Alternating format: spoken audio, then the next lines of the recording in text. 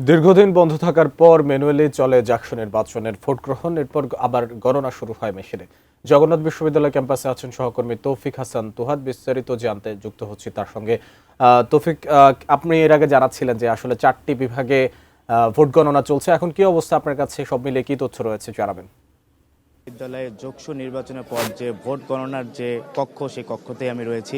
কিছুক্ষণ আগে প্রকাশ করা হয়েছে আরও 2টি বিভাগের ফল গণনার যে প্রকাশ করেছে। এর মধ্যে 6টি বিভাগের ফল প্রকাশ করা হয়েছে। 6টিতেই শিবির সমর্থিত প্যানেল জয়ী হয়েছেন।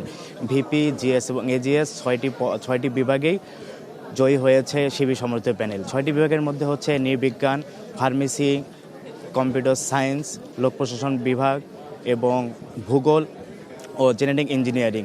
এবং এখনও শিক্ষার্থীরা এখানে রয়েছেন এবং বাকি যে বিভাগগুলো রয়েছে সে বাকি বিভাগগুলোর ফলাফল জানতে এখানে এখন পর্যন্ত শিক্ষার্থীরা রাত অবধি এখন পর্যন্ত অবস্থান করছে এখানে। এবং আমরাও যে গণমাধ্যম কর্মীরা এখানে উপস্থিত রয়েছে, পরবর্তী বিভাগগুলো যে ফল প্রকাশ করবে তার জন্য আমরা অপেক্ষায় রয়েছি। এবং নানা নাটকীয়তার পর টানা 15 ঘন্টা পর এই ফল প্রকাশ করা হলো। গতকাল রাতে 9টা 20 মিনিটের দিকে নির্বাচন কমিশনার জানিয়েছেন যে কারিগরি ত্রুটির কারণে যে মেশিন গণনার যে মেশিন, সেই মেশিনটি কারিগরি ত্রুটির কারণে সমস্যা দেখা দেয় এবং সমস্যার ফলে স্থগিত করা হয় ভোট গণনা।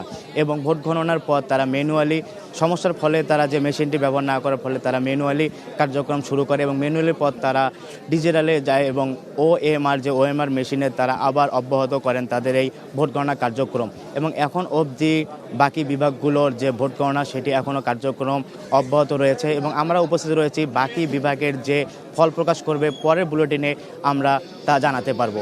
তো এই ছিল যোগসু নির্বাচনের ফল গণনার বা ভোট গণনার বা ফল প্রকাশের সবশেষ